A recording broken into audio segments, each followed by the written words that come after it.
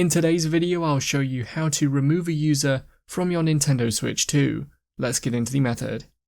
On the Switch 2 home screen, head to the System Settings app, and then scroll down until you are in the section called User.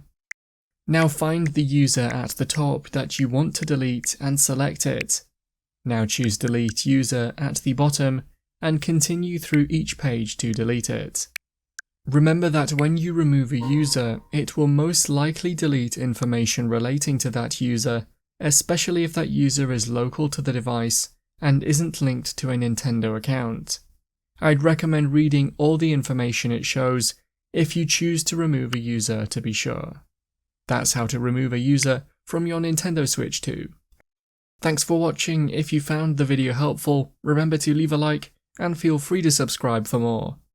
Check out the videos coming up right now, you might find these helpful too.